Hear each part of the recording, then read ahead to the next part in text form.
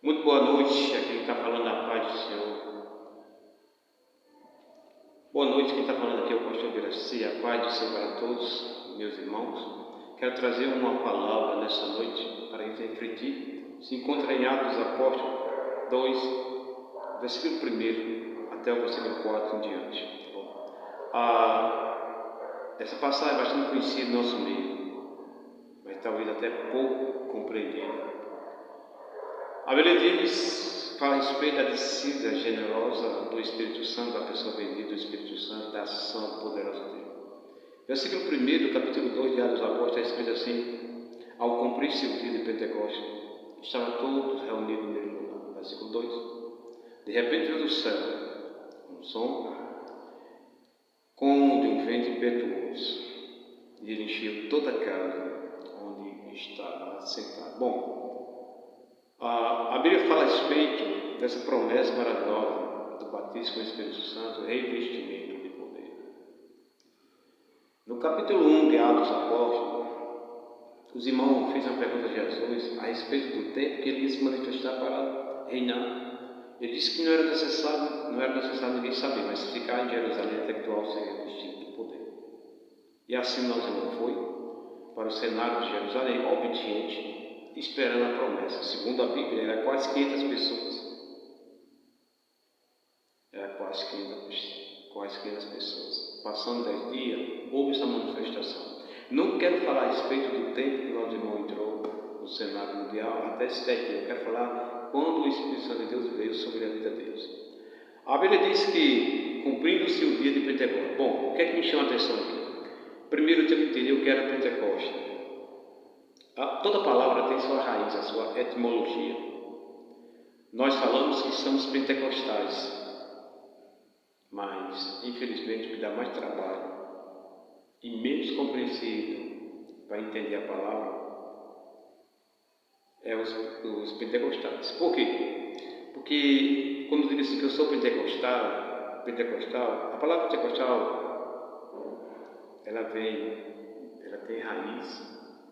E a palavra Pentecoste é totalmente diferente desse adjetivo que a gente fala hoje aí. Nós somos os crentes pentecostais. Bom, primeiro eu quero falar a respeito de um verdadeiro avivamento. As promessas de Deus estão para se cumprir na nossa vida todo dia, assim a gente queira e obedeça. Pois o princípio de todas as coisas a ser recebido é a obediência. A Bíblia diz que ao cumprir o dia de Pentecostes, o que era o dia de Pentecostes? Depois da Páscoa, ok? 50 dias depois da Páscoa, 50 dias depois, era o dia de Pentecostes. 40 e esse mais 10 dias que passou, o dia de Pentecostes. Pentecostes era uma festa judaica, onde todo o povo se reunia em Jerusalém para agradecer a Deus durante o ano todo de colheita. O povo ia até Jerusalém, onde estava o templo, agradecer a Deus, fazia festa por causa da colheita durante o ano todo. Esse era o motivo do dia de Pentecostes. Por isso que, no versículo 5 diante, o povo estava lá, muitas nações estavam lá. A cidade de Jerusalém era tomada por estrangeiros que vinha agradecer a Deus também pela boa safra, né?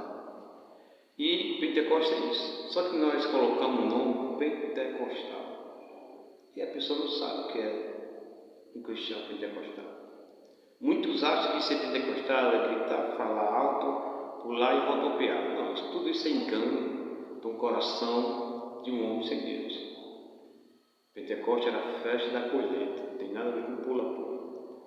E a Bíblia diz que lá no cenário estavam todos reunidos no mesmo lugar. Todos reunidos, sentados, talvez orando, buscando a Deus, ou até falando a respeito das maravilhas que Deus fez, que Jesus fez quando ele estava aqui na terra. Estava todos reunidos. Primeiro, o verdadeiro Pentecostes, o verdadeiro avivamento tem que ter união. Sem união, não tem a presença de Deus. A Bíblia diz no Salmo 133, ao Kosovo é que os irmãos vivem em união. Segundo alguma adagem do mundo, diz que a união traz a força. Quando eu olho no Salmo 138, diz que a união, além de trazer a força do Espírito, o mover do Espírito Santo, ele traz a pessoa bendita do Espírito Santo. Por quê? O Salmo 133 diz: ó, quão bom e consolável é que os irmãos vivam em união. Vai dizer como óleo precioso. Óleo é símbolo do Espírito Santo. Então, se quer trazer ele para o nosso meio, para o recinto, tem que ter união. Cumpriu-se o dia de Pentecostes, que era a festa, né, depois da Páscoa. O povo estava ali em Jerusalém para reunir nessa grande festa. Agradecer a Deus pela colheita. Diz que todos estavam reunidos, com certeza, orando, buscando a Deus, meditando sobre todas as coisas que Jesus fez. Reunido. A união é importante. Por isso que Paulo fala a respeito da união em Efésios 4, a unidade. Todos estavam reunidos no mesmo lugar. Aí a Bíblia diz no versículo 2 que de repente veio do céu. Interessante que para Deus manifestar não precisa de muitas coisas, muito enfeites. Não. Na verdade, para Deus manifestar não precisa de nenhum homem fazer enfeite. Hoje em dia, a gente vê muitos evangélicos fazendo enfeite para ver se Deus se manifesta. Não precisa. Para Deus manifestar de repente, porque Ele é o dono de tudo. Ele é o Criador do universo. Ele é o El Shaddai, o Todo-Poderoso, o Adonai, Elohim. Ele é aquele que antes de existir todas as coisas, já existia por si próprio. Então Ele não precisa de ninguém. E de repente, porque as coisas de Deus acontecem assim. Eu estou ministrando a você. Se Deus quiser trazer um milagre agora na sua vida, Ele traz de repente, acabou-se. Se Deus quiser abrir porta para você, Ele abre de repente, acabou-se. Porque Ele é Deus. Todas as coisas foram feitas por Ele e para Ele. E a Bíblia diz que de repente veio do céu. Olha outra coisa interessante do céu. Por que do céu? Porque a Bíblia diz que o nosso Deus está no céu. Dirás às nações: onde está o teu Deus? Nosso Deus está no céu, criou o céu e a terra. Então, por que do céu? Porque é do céu que vem o milagre, é do céu que vem a providência, é do céu que vem a nossa vitória, é do céu que vem a unção, é do céu que vem a palavra, e é do céu que vem as promessas que Deus fez. Ele habita no céu, no lugar inacessível. Paulo fala sobre isso. Um lugar que ainda não foi habitado por ninguém, um lugar inacessível. Então, de repente, veio do céu, não é da terra, do céu. Eu vejo muitas pessoas dizer assim: de repente subiu um fogo pelos meus pés, fogo do Espírito. Não. Até o fogo ele vem do céu. Ok? Cuidado com essas pregações. E esses irmãos hereges que diz que o fogo do Espírito sobe pelos pés. De repente veio do céu. Ele está no céu. Ele nunca saiu do céu, porque Ele é onisciente, Ele sabe todas as coisas, é onipresente, está em todo lugar e é o Todo-Poderoso. O próprio Jesus falou isso quando estava aqui na terra. A Nicodemo, ninguém subiu ao céu senão o Filho do Homem que desceu do céu e que está. O verbo aí é o verbo to be, verbo estar, que está no céu. Então, o Filho de Deus está na terra e ao mesmo tempo está dizendo que está no céu. Porque Ele é onipresente, Ele é o Todo-Poderoso. E de repente veio do céu, é isso que eu quero que vocês entendam, um som como de um vento. Não era vento, era o som. Não era o vento, era um som como o vento. Era a manifestação sobrenatural do Espírito Santo, do poder genuíno. Um som como de um vento. E diz que era um vento impetuoso. A palavra impetuoso, vamos ver aqui, a palavra impetuoso é verbo, o verbo primário, é carregar, levar alguma carga, levar consigo mesmo, mover pelo alto. Então, Deus do céu, o vento, um som como do vento impetuoso. Ele entrou no cenário de Jerusalém de uma maneira terrível, sobrenatural. Os irmãos estavam. De repente ele foi visto, olha só, impetuoso, e encheu toda a casa que estava lá. Até o porteiro, que fosse hoje em dia, que estava na porta, ele era cheio do Espírito Santo, cheio da presença. O Espírito Santo veio de uma forma poderosa e operou naquele lugar, porque ele encontrou o coração voltado para ele. E onde tem um coração voltado para ele, ele veio. E encheu toda a casa que estava ali, naquele lugar. Aí diz que apareceu, manifestação visível, apareceu distribuída entre eles, ou seja, entre nossos irmãos que estavam lá, línguas como de fogo. Não era língua de fogo, era como. Por que de fogo? Primeiro porque o fogo queima, aquece, ilumina e purifica. Então, apareceu no cenário de Jerusalém essa manifestação do Espírito Santo. Vem do céu como um som, como um vento, ou seja, quando o vento está com aquela velocidade toda, ele soa, e se for dentro de uma caverna, ele dá o eco. Então o Espírito Santo ele veio de uma forma poderosa, impetuosa, entrando e invadindo aquele lugar. E eles olharam e viram algo sobrenatural, porque eles sabiam que ali era uma ação de Deus. Por quê? Porque onde o Espírito Santo de Deus está operando, nós sentimos que Deus está. E eles sabiam, de repente, o Espírito Santo foi distribuindo sobre eles línguas como de fogo. Na verdade não era fogo, era uma língua. Ou era um idioma, Isaías fala a respeito disso. Como de fogo, não era fogo, era como, porque o fogo purifica, santifica e ilumina. Língua como de fogo. Sobre aonde? A cabeça dele. Por que a cabeça? Porque a cabeça, ela é o contorno de todo o corpo. O corpo sem a cabeça não tem domínio. Por isso que a igreja, ela é um corpo. Nós somos membros. E junto no mundo espiritual, nós formamos um corpo cujo nome é a igreja, noiva do Cordeiro. E a cabeça é Cristo. Ele é que domina todo o corpo, toda a igreja. Então foram vistos repartidos a língua como de fogo. Não era fogo, era língua.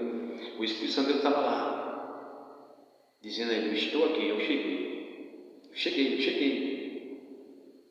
Glória a Deus. Língua como de fogo sobre cada um deles, e todos foram cheios do Espírito Santo. Ruach HaKodesh, cheio do Espírito Santo. E passaram a falar outras línguas conforme o Espírito Santo concedia para eles. Então o Espírito Santo veio num poder sobrenatural, e sobre a cabeça de cada um foi derramado línguas como de fogo. E o Espírito Santo é que falava a cada um a língua que o Espírito Santo de Deus concedia. Pronto, eu quero que você fale isso, eu quero que você fale aquilo. Pronto. É como hoje, o Espírito Santo quiser batizar você, ele batiza, ele não precisa de ninguém. Ele não precisa de efeito, porque ele é o batizador. E foram vistos por ele línguas repartidas como de fogo, e todos foram cheios do Espírito Santo. Só que um verdadeiro avivamento, ele tem que ter arrependimento. Livro do profeta Amós. Um verdadeiro avivamento tem que ter arrependimento.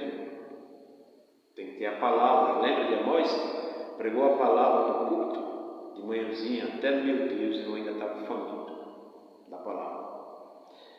O avivamento que não tem arrependimento, o avivamento que não tem palavra, o avivamento que não tem confissão de pecado, o avivamento que não tem a presença notória do Messias, pode ser qualquer coisa menos um avivamento. Infelizmente, nós vivemos um falso avivamento, onde muitos diz estar cheio, que pula, roda e cai no chão, e continua com a mesma safadeza. Nós vivemos uma época que o avivamento está numa escassez. São muitas campanhas, mas pouco reconhecimento. São muitas campanhas, mas pouco arrependimento.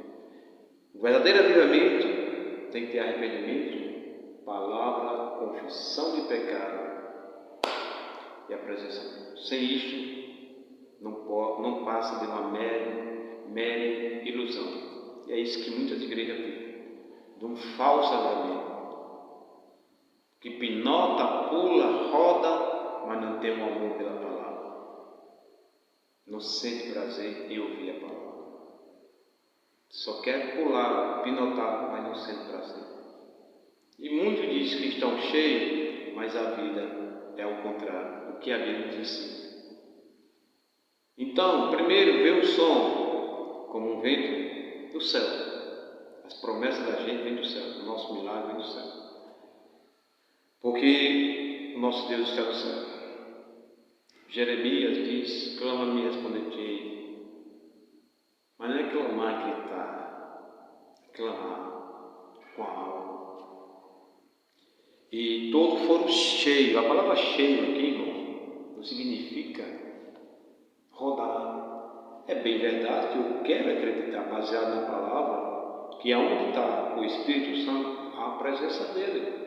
E algo sobrenatural acontece. Não somente natural, mas também como físico. Então, se o Espírito Santo veio naquele dia, com certeza eles foram cheios. O coração deles transbordaram de alegria. Ok? O coração deles transbordaram de alegria. E com certeza houve profecia. Houve pessoas marchando no Espírito. Houve pessoas sorrindo, agradecendo a Deus pela presença dele. Com certeza, sem dúvida nenhuma. Diferente de hoje, que a pessoa pula, é muito fogo, e você vê crente vazio. Pastor Brasil, se você é contra, depende, né? Porque o que adianta eu pular, rodopiar e te mostrar a você que eu estou cheio, se eu não participo de culto de oração, se eu não participo de culto de doutrina, se eu não tenho prazer em ouvir a palavra, se eu não gosto de orar, se eu não gosto de ler a Bíblia, isso não é avivamento, isso é um falso avivamento e um espírito enganador enganando você. Porque o verdadeiro avivamento é ter o prazer de semear boas novas e ouvir a palavra do Senhor. Crente que diz que é cheio, mas não tem prazer em ouvir a palavra de Deus, ele pode ser cheio de qualquer outra coisa, menos do Espírito Santo. E a Bíblia diz que todos foram cheios, mas de quê? Do Espírito Santo. É tanto que a resposta está lá. Pedro estava tão cheio que alguns que estavam naquela cidade começaram a questionar, dizer: esses homens estão loucos, esses homens estão bêbados. Ou dizer: esses homens estão endemoniados, estão com monstro. Aí um homem cheio do Espírito Santo, ele vai para a porta do Senado de Jerusalém e diz: não, vocês estão invocados, vocês estão confundindo as coisas. Deixa eu falar algo para vocês. O que está acontecendo aqui foi o que foi predito pelo profeta Joel, que Deus falou através do profeta Joel que nos últimos dias ia derramar da tua unção, do teu Espírito sobre toda a carne. Os jovens terão visões, os velhos sonharão. É isso aqui. Nós não estamos bêbados, nós estamos sendo agraciados pela presença notória dele. E se vocês quiserem sentir, eu posso pregar. E a Bíblia diz que Pedro pregou uma mensagem poderosa e mais de 3.000 almas se renderam ao Senhor. Isso chama-se avivamento. Olhe para a sua igreja, se está acontecendo avivamento. Culto de oração, vazio. Culto de doutrina, vazio. De janeiro a janeiro, você conta quantas cadeiras tem. Que avivamento é esse? Que avivamento é esse? Pedro pregou uma mensagem que 3.000 almas caiu na rede. Esse é avivamento. Deus não mudou. A gente que está mudando com a nossa filosofia. Alguns dizem: eles estão loucos, estão demoniados. Ele disse: não, Senhor, nós estamos cheios do Espírito. Capítulo 3, você vê a manifestação de novo de um verdadeiro avivamento. Pedro vai para o círculo de oração na porta chamada Formosa. E todo mundo já conhece. Depois eu trago essa palavra. Então, avivamento sem arrependimento não pode ser avivamento. Avivamento sem a palavra não pode ser avivamento, porque o verbo é a palavra. No princípio era o verbo, a palavra. Existe culto que só é louvor, aonde o diabo age. Mas você pode dizer, mas pastor, Deus disse que ele habita no meio do louvor. É verdade, Deus habita no meio do louvor. O que é o louvor? Será que o louvor é isso que nós ouvimos? Porque o louvor ele é direcionado a Deus. Hoje você vê louvor para homem, para mulher, para namoro, para mulher. Não, isso não é louvor. Você vê louvor falando a respeito da fé, falando a respeito do que vai possuir. Não, o louvor ele é para ele, tudo é para ele. Paulo diz em Efésios 5, 18, versículo 19 também, diz, olha, não vos embriagueis com vinho, onde há contenda, que fala a respeito de doutrina falsa. Mas antes cheio do Espírito, versículo 19, salmodiando, cantando hinos espiritual a Deus. Então não é todo louvor que Deus recebe, ok? Não é. O louvor deve ser centralizado nele, o centro do louvor é para ele. Então, um verdadeiro avivamento tem que ter arrependimento, tem que ter arrependimento. E a palavra arrependimento não é choro, porque tem muitos que choram e não se arrependem. A palavra arrependimento é mudança de atitude. Se você roubar, não rouba mais. Se você mentir, não mente mais. Se você enganar, não engana mais. Se você se prostituir, você não se prostitui mais. Eu não posso acreditar num arrependimento que não haja mudança na vida do outro. Não. Arrependimento é mudança de atitude. Onde tem arrependimento, que se diz ter arrependimento e não tem mudança de caráter, de atitude, pode ser qualquer coisa menos arrependimento. E o Espírito Santo não está nesse lugar. Amor à palavra, comunhão, arrependimento, presença notória. Aí sim o verdadeiro avivamento. E hoje, esse avivamento não está como a Bíblia nos ensina. Não está. Muito disso está avivado. Que tipo de avivamento é esse? Eu faço uma campanha, uma semana de avivamento. Os irmãos pulam, os irmãos choram, os irmãos falam língua estranha. E na outra semana estão mortos. Será que isso é avivamento? Não, isso é engano.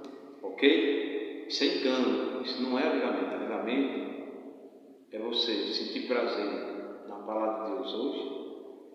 É você amar a oração, a doutrina, a palavra hoje, amanhã, depois.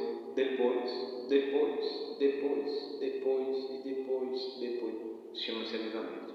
Constante. Ok? Constante. Avivamento que vê teu irmão padecendo e não faz nada, não é avivamento. A Bíblia diz em 1 João, filhinho, se alguém tem bens materiais e vê teu irmão padecendo e fecha o coração, ou seja, endurece o coração e não ajuda teu irmão, isso não é amor. Como poderá dizer que o amor de Deus habita em nós? Então isso não é amor, isso não é avivamento. Avivamento é a gente tem que se colocar na posição de outro, a gente sentir a dor do outro.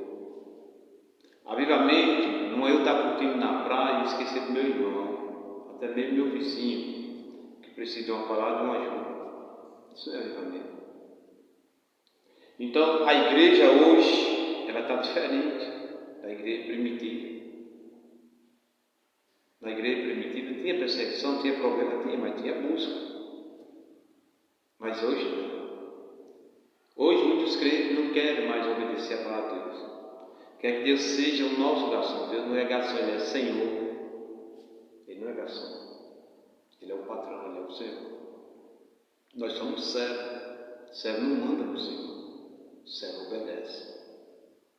Então, no dia de Pentecostes, o Espírito Santo de Deus veio e fez essa manifestação sobrenatural. Ele não mudou. Ele não mudou. Paulo diz que aos moços, aos jovens, cuide da obra do Senhor. Quantos jovens não estão fazendo nada na obra de Deus? Quantos?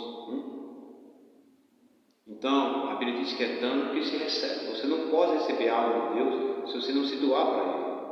É dando que se recebe, é uma troca. Ok? A única coisa que que Jesus fez que eu não podia fazer, nem você podia fazer, era morrer pelo povo. A salvação, ele já fez.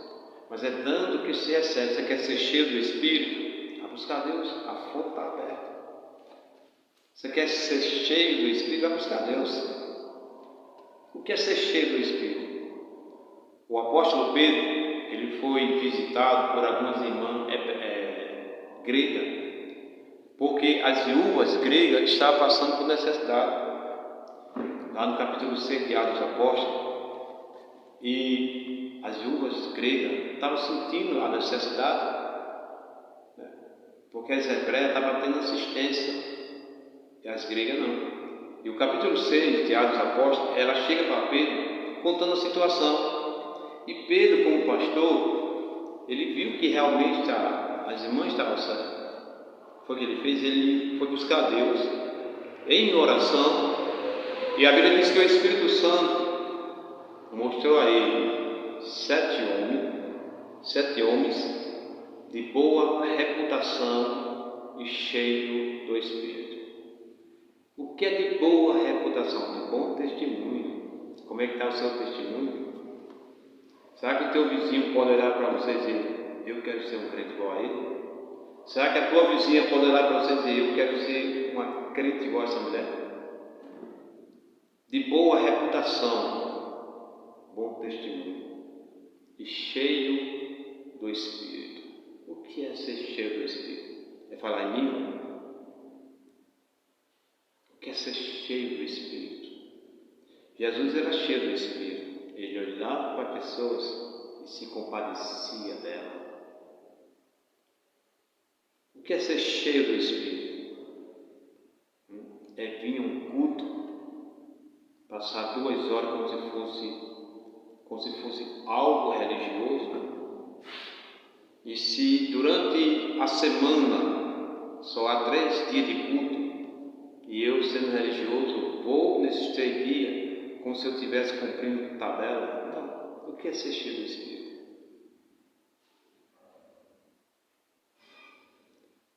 Jesus falou o que é ser cheio do Espírito em Mateus, na bem-aventurança. Ele diz: bem-aventurado aqueles que têm fome e sede de justiça. Isso é ser cheio. O prazer de buscar a Deus, de conhecer a Deus através da sua palavra. Muitos crentes hoje estão enganados. E Jesus disse que naquele grande dia, muitos crentes que diziam cheio hoje não vai entrar no céu. Mateus 7, 22 em diante, está escrito assim: nem todo que diz Senhor, Senhor entrará no reino de Deus, mas somente aquele que faz a vontade do meu Pai. Naquele grande dia, muitos vão dizer: Senhor, nós profetizamos em teu nome falamos em língua, em teu nome expulsamos demônio. A última frase vai dizer assim: apartai de mim. Por que, Jesus? Vós que praticais iniquidade. A iniquidade é quebra de regra. Deus trabalha com regra. Então, naquele dia, Mateus 7, 22 em diante, muitos vão ficar do lado de fora. E muitos crentes pinotaram, rodopiaram, que se dizia que estava cheio, mas vazio. Vazio de Espírito. Tem pessoas que já não amam mais a vinda de Jesus, mas acham que estão cheios. Tem pessoas que já não oram mais porque acham que estão cheios, mas ninguém pode chegar diante de Deus cheio. Para você ser cheio do Espírito, primeiro você esvazia, tá? Você esvazia do seu eu, você esvazia do seu ego, desce do pedestal, tá bom? Desce do pedestal. Deus não vai falar para você com o seu nariz empinado. Você não é a última bolacha do pacote recheado, não.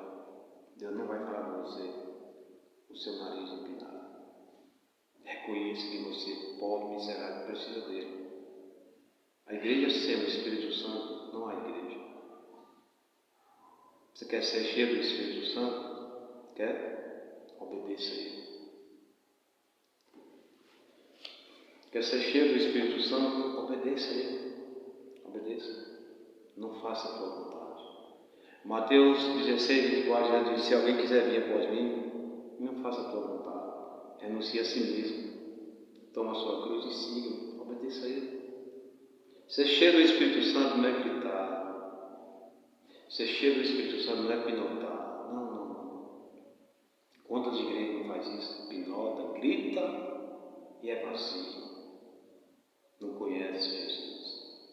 E a Bíblia diz em João 8:32: conhecereis a verdade, e a verdade vos libertará. Não dá para me acreditar que uma pessoa que diz que é liberta sente prazer em ir para o mundo, não. Não dá para me acreditar que a pessoa que diz que foi liberta ainda sente prazer em ir para o mundo. Não dá. A Bíblia diz no versículo 36 de João capítulo 8: pois se o Filho te libertar, não tem esse negócio pela metade, na hora, verdadeiramente será de quê? Livre, pronto. Não tem esse negócio de libertar e eu tenho prazer, não. Paulo, quando foi liberto, Paulo diz: já não vivo eu, mas Cristo vive em mim. Tenha a sensibilidade de ouvir Deus. Muitas pessoas procuram o profeta, profetiza para ouvir Deus. Deus não fala. Por que não fala? Porque o próprio Jesus disse em João: aquele que vem a mim, de maneira nenhuma lançarei fora. Mas quando eu vou atrás de um homem, de um profeta, de um pastor, de um irmão, para Deus falar, você quer ouvir Deus falar? Então se cale-se, tá? Se cale-se para ouvir Deus falar. Tá bom? Você quer ouvir Deus falar? Se cale-se. Você quer ouvir Deus falar? Lê a Bíblia. Quer ouvir Deus falar? Se cale-se e deixe Ele falar. Por quê? Porque segundo a Bíblia, em Mateus 7, Deus só fala com quem quer ouvir. Jesus disse: não dê as coisas santas aos cães, a palavra, e nem as pérolas aos porcos. Onde é que os porcos gostam de estar? Na lama. Então tem pessoas que é igualzinho a porcos, só gostam de estar na lama. Jesus disse: não dê as coisas santas aos cães. Quem são os cães? Aquelas pessoas que zombam da palavra e faz pouco da palavra. Então Jesus só fala quando a gente quer ouvir, senão. Por exemplo, eu tenho certeza que você não ia ficar falando com uma pessoa que não desse atenção a você.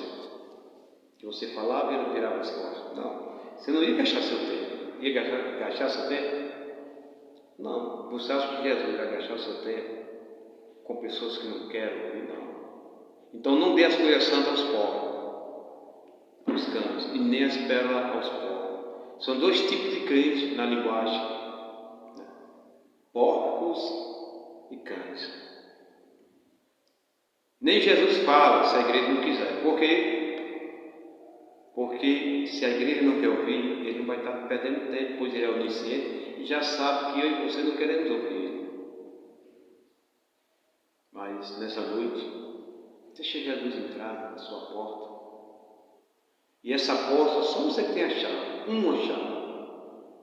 E essa porta, ela se abre quando você diz assim: entra Jesus, entra Jesus. Apocalipse capítulo 3, versículo 20, está lá escrito uma igreja bonita, a igreja de Laodicea, mas era a igreja mais rebelde que tinha. Jesus disse: eis que eu estou à porta e bato, se alguém ouvir a minha voz, abrir a porta, eu entrarei com ele e cearei com ele e comigo. Olha que coisa interessante: eis que eu estou à porta e bato. Jesus está batendo. A palavra bater no original significa chamar. Entendeu? Jesus está chamando. Quando alguém chega na nossa casa, a porta está fechada, alguns ou batem palma ou batem na porta. Aí lá de dentro diz: fulano, vou atender ali porque alguém está chamando. Entendeu? Então, quando a gente diz: eis que eu estou à porta e bato, ele está chamando: deixa eu entrar, deixa eu entrar, deixa. Vocês estão muito orgulhosos. Deixa eu entrar, deixa eu fazer moral. É assim. E quando nós vamos continuar o versículo, diz assim: eis que eu estou à porta e bato. Se alguém ouvir, a palavra ouvir não é ter orelha, é sensibilidade. Se a igreja perder a sensibilidade de ouvir Deus, a igreja dança. Se alguém ouvir, se alguém ter sensibilidade, ok? Aí abrir a porta, lembra da chave? Essa chave, essa porta ela abre somente com uma chave. chama-se arrependimento. Entra Jesus. Aí quando você diz entra Jesus, a Bíblia diz: se alguém ouvir a minha voz, abrir a porta, eu entrarei com ele. Olha, não é que a pessoa fica aqui, Jesus vai aqui, não. A pessoa abriu a porta, é como uma pessoa que há muito tempo que você não fala, você não conversa, e ele faz a visita a você. Aquela pessoa amiga, né? De repente você abre a porta, pai fulano vai lá dar um abraço. Aí Jesus diz: se alguém ouvir a minha voz, abrir a porta, eu entrarei com ele. Não é ele está aqui, Jesus entra, não. Vou entrar os dois juntos e entra com ele. E é isso que Jesus quer fazer na nossa vida.